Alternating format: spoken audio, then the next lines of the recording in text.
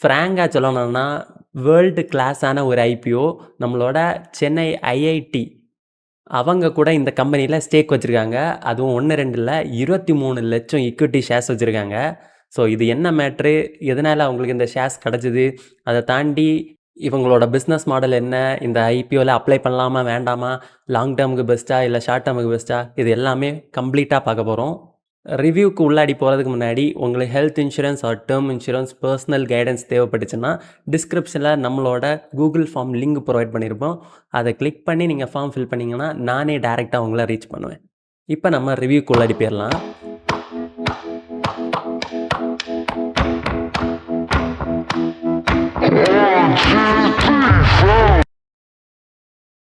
இன்றைக்கி நம்ம பார்க்க போகிற IPO Indo MIM IPO. So இது என்ன கம்பெனின்னா, காருக்கெல்லாம் பார்ட்ஸ் மேனுஃபேக்சரிங் பண்ணுற ஒரு பெரிய கம்பெனி தான். ஸோ இவங்களோட பிஸ்னஸ் மாடலை ஒரு ஸ்டோரி மாதிரி சொல்கிறேன், கேட்டுக்கோங்க. அண்ட் இவங்க எப்படி ஒர்க் பண்ணுறாங்க, எப்படி இவங்களுக்கு காசு வருது அப்படின்னு பார்க்குறப்ப, பொதுவாக ஒரு பிஸ்னஸ்னாலே ப்ராப்ளத்துக்கு சொல்யூஷன் கொடுக்கறது தானே ஒரு ப்ராப்பர் பிஸ்னஸ்ன்னு சொல்லுவாங்க. ஸோ அதே மாதிரி தான் இவங்க வேர்ல்டு லீடர்ஸாக இருக்கக்கூடிய நிறைய கம்பெனிஸோட ஒரு டைப்பில் இருக்காங்க. ஸோ அவங்களுக்கு என்ன மாதிரி ப்ராப்ளம்ஸ் வரும்? ஒரு பெரிய மேனுஃபேக்சரிங் யூனிட்டில் சின்ன சின்ன பார்ட்ஸ் வந்து மேனுஃபேக்சரிங் பண்ணிகிட்டு இருக்க முடியாது. அதை அவுட் சோர்ஸ் பண்ணுவாங்க. ஸோ அதே மாதிரி தான் இப்போ ஒரு BMW இருக்குதுன்னு வச்சுக்கோங்க. ஸோ அவங்களுக்கு வந்து ஒரு காம்ப்ளெக்ஸான ஒரு சின்ன இன்ஜின் பார்ட் தேவை. அது ஒரு ஒரு 5 இன்ச்சு இல்லை ஒரு 3 இன்ச்சு தான் இருக்கும். ஆனாலும் அது கொஞ்சம் ஸ்ட்ராங்காக தேவைப்படுது. ஒரு பெரிய காம்பனன்ட்ஸ் மேனுஃபேக்சரிங் பண்ணுற இடத்துல சின்னதாக ஒரு விஷயம் ஸ்ட்ராங்காக செய்யணும்னா அது ரொம்பவே அவங்களுக்கு எஃபோர்ட் அதிகம். ஸோ அதனால் என்ன பண்ணுறாங்கன்னா, இந்த மாதிரி கம்பெனிஸ் கிட்ட கொடுத்துருவாங்க. ஸோ அதில் ஒன் ஆஃப் த கம்பெனி தான் எம்ஐஎம். ஸோ இந்த எம்ஐஎம் டெக்னாலஜி என்னென்னா, ஒரு சின்ன பொருளை நல்ல ஸ்ட்ராங்காக டிசைன் பண்ணுறது தான். ஸோ அதுக்கு என்ன பண்ணுறாங்கன்னா, கம்பெனிஸ் கிட்டே இருந்து இவங்க அந்த டிசைன்ஸை மட்டும் வாங்கிப்பாங்க. வாங்கிட்டு அதுக்கேற்ற மாதிரி இவங்க மோல்டை வந்து செய்வாங்க. மோல்டை செஞ்சுட்டு அதில் மெட்டல் பவுடர் அண்டு அதர் நிறைய திங்ஸ் எல்லாம் சொல்கிறாங்க. ஸோ அது எல்லாத்தையும் போட்டு ஒரு பிளாஸ்டிக் சப்ஸ்டன்ஸையும் ஊற்றி அதை ரொம்ப ஹார்டாக ஹீட் பண்ணி ஸோ அது மூலமாக ஒரு ப்ராடக்டை கொண்டு வராங்க. ரொம்ப சின்ன ப்ராடக்டாக இருந்தாலும், இன்ஜினுக்கு உள்ளாடி வைக்கக்கூடிய ஒரு ப்ராடக்டாக இருந்தாலும், அது ரொம்ப ரொம்ப ஸ்ட்ராங்காக மேனுஃபேக்சரிங் பண்ணுறாங்க. யூசுவலி இதை வந்து கம்பெனி வந்து அப்ரூவ் பண்ணணும்னா ஒரு 2 இயர்ஸ் கிட்ட ஆகுமா. ஏன்னா அதோட குவாலிட்டி டெஸ்டிங் அந்த அளவுக்கு டைம் எடுக்கும்னு சொல்கிறாங்க. ஸோ இப்போ ஒரு கம்பெனி வந்து இவங்க கிட்ட ஒரு ப்ராடக்டை கொடுத்து அதை குவாலிட்டி செக்கிங் பண்ணி அந்த கம்பெனிக்கு அது பிடிச்சி போச்சுன்னு வச்சுக்கோங்களேன். அதுக்கப்புறம் அவங்க அகெயின் வேறு கம்பெனிக்கு போகவே மாட்டாங்க. அவங்க தான் இவங்களோட ரெகுலர் கஸ்டமராக மாறுவாங்க. ஸோ இவங்க கிட்டத்தட்ட 91% ரெவென்யூ சேம் கஸ்டமர்ஸ் கிட்டேருந்தே திரும்ப திரும்ப வந்துக்கிட்டு இருக்குது. அதாவது ஒரு கம்பெனி இவங்க கிட்ட ஒரு ப்ராடக்டை கொடுத்து பண்ணுறாங்கன்னா, அதுக்கப்புறம் வேறு ஒரு கம்பெனிக்கிட்ட அகெயின் அவங்க சேஞ்ச் பண்ணணும்னு நினச்சா கூட அவங்களுக்கு அது ரொம்ப டைம் டிலே தான் ஏற்படுத்தும். ஏன்னா புதுசாக அவங்களுக்கு மோல்டு ரெடி பண்ணணும், அதை திரும்ப டெஸ்ட் பண்ணணும். ஸோ இந்த மாதிரி ஒரு காம்ப்ளெக்ஸான விஷயம் இருக்கிறதுனால எப்போவுமே ஒரு சிங்கிள் கம்பெனிலே லாக் ஆன் ஆகியிருப்பாங்க. அது மட்டும் இல்லை, இவங்க சின்ன பார்ட்ஸு செஞ்சு கொடுக்கறதுக்கு முன்னாடியே, அந்த மோல்டு செய்கிறதுக்கு முன்னாடியே அப்ஃப்ரண்ட் காஸ்ட்டாக நல்ல ஃபீஸ் வாங்கிப்பாங்க. அதுக்கப்புறம் கூட கண்டினியூஸ் ஆர்டர்ஸ் வரும்போது அதுக்கான ப்ராடக்ட்ஸையும் செஞ்சு கொடுப்பாங்க. இப்படி யுனிக்கான விஷயங்களும் இந்த metal injection moulding MIM technology இவங்க வச்சுருக்கிறனால இவங்க வேர்ல்டு லீடராகவே இருக்காங்க இந்த விஷயத்தில். ஸோ அதை தான் இங்கே சொல்லியிருக்கேன். வேர்ல்டு நம்பர் 1 பிளேயர், அதாவது குளோபல் மார்க்கெட் ஷேரில் 6.8% இவங்க வச்சுருக்காங்க. அதுவும் இந்த எம்ஐஎம் டெக்னாலஜிக்கு. அதுவும் இந்த பொசிஷனில் கடைசியாக 6 வருஷமாக அவங்க கன்சிக்யூட்டிவாக இருக்காங்க. ஸோ இதுக்கப்புறம் இருப்பாங்கன்னு சொல்லிட்டு இது வந்து உணர்த்துது. அதை மாதிரி குளோபல் ஃபுட் பிரிண்ட் இருக்குது.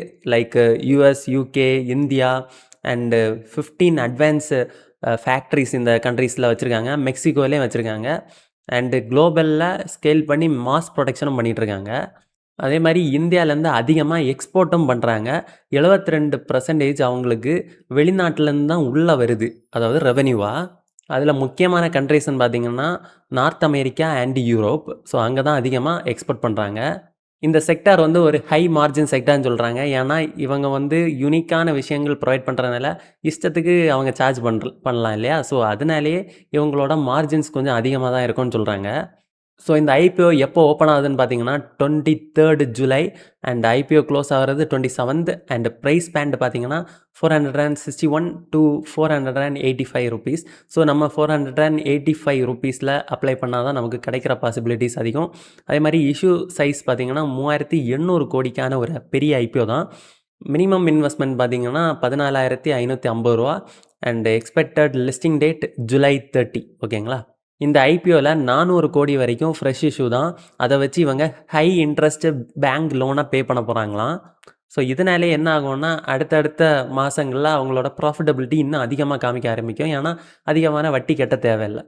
ஸோ இவங்களோட ஃபினான்ஷியல் க்ரோத்தை பார்க்குறப்ப 2024 2,870 கோடிகளாக இருந்த ரெவென்யூ 2026 4,193 கோடிகளாக மாறி இருக்கு.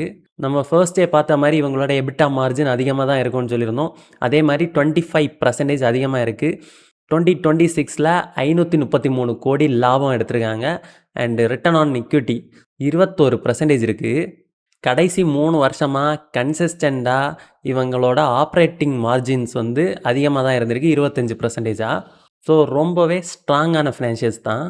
ஸோ இவங்களோட மேஜர் ரிஸ்க் ஃபேக்டர்ஸ் என்னென்னு பார்ப்போம். ஸோ மொதல் ரிஸ்க் என்னென்னு பார்த்தீங்கன்னா, என்ன தான் இவங்க அதிகமான எக்ஸ்போர்ட்ஸ் பண்ணாலும் ரா மெட்டீரியல்ஸ்க்காக அதிகமாக இம்போர்ட் தான் பண்ணுறாங்க. அதுவும் முக்கியமாக சைனா மாதிரியான கண்ட்ரீஸ்லேருந்து.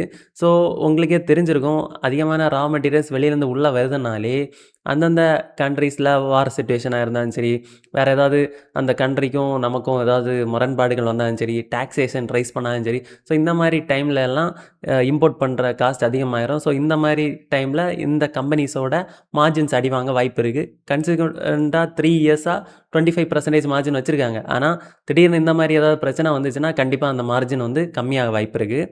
அதுவும் கிட்டத்தட்ட 61% ஆஃப் மெட்டல் பவுடர்ஸ் வந்து வெளிநாடுகள்லேருந்து தான் இம்போர்ட் பண்ணுறாங்க.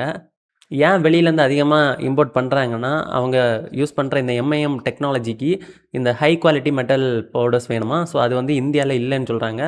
ஸோ இந்த இடத்துல ஒரு சின்ன பிஸ்னஸ் ஐடியா சொல்கிறேன்.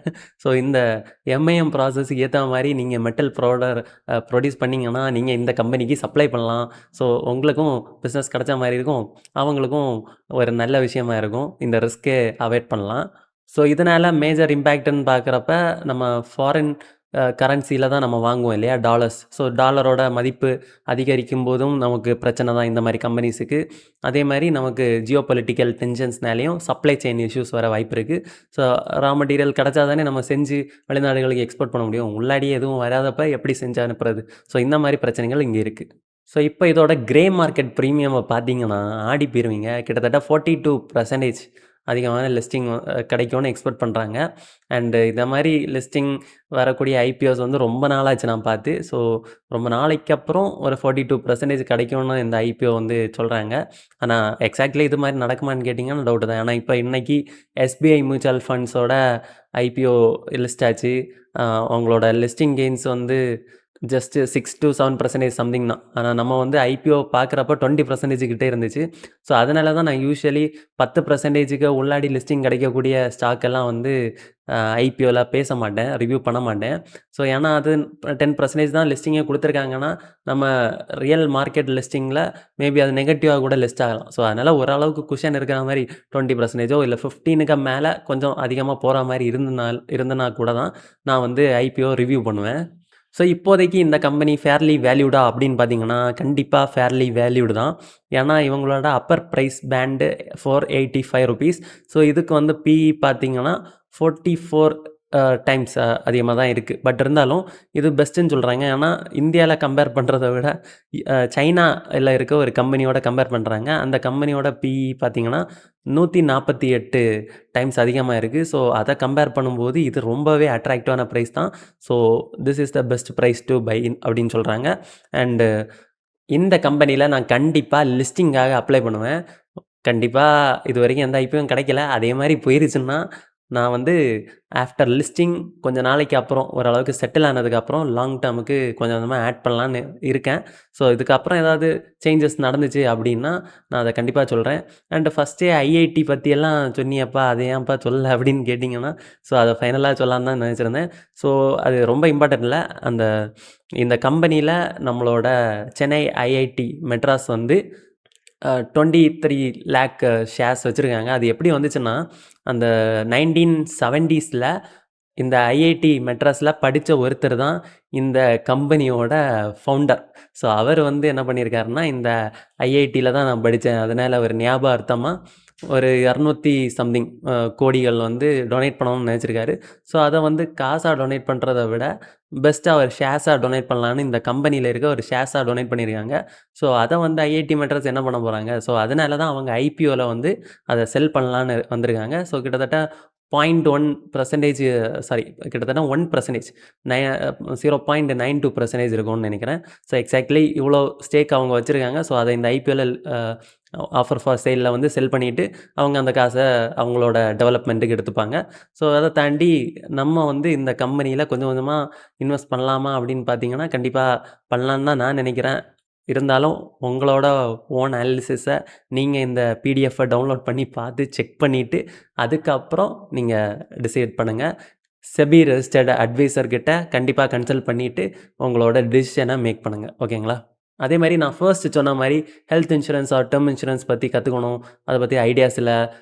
ஒரு நல்ல கைடன்ஸ் வேணும் அப்படின்னு நினைச்சீங்கன்னா, கண்டிப்பா டிஸ்கிரிப்ஷன்ல இருக்கிற கூகுள் ஃபார்ம ஃபில் பண்ணீங்கன்னா, டைரக்ட்டா நானே உங்கள கான்டாக்ட் பண்றேன். இதையும் தாண்டி ஸ்டாக் மார்க்கெட் கத்துக்கணும், அதோட பேசிக்ஸே எனக்கு தெரியாது அப்படின்னு நினைச்சீங்கன்னா, கண்டிப்பா அதுக்கான சோர்ஸும் நம்மகிட்ட இருக்கு. த ஸ்டோரி புக் இன்வெஸ்டர் ரொம்ப அடிப்படையான ஸ்டாக் மார்க்கெட் கான்செப்ட்ஸ 21 கான்செப்ட்ஸ் கிட்டத்தட்ட. ஸோ அத வந்து சிம்பிளா ஸ்டோரி ஃபார்ம்ல எக்ஸ்பிளைன் பண்ணியிருக்கேன். டிஸ்கிரிப்ஷன்ல அமேசானோட லிங்க் இருக்கு. கண்டிப்பா கிளிக் பண்ணி அத வாங்கி நல்ல ரிவ்யூவா போடுங்க. அண்ட் பணத்த உங்க பக்கம் இருக்கணும்னா மறக்காம மணி மேனேஜ் சேனல சப்ஸ்கிரைப் பண்ணிக்கோங்க.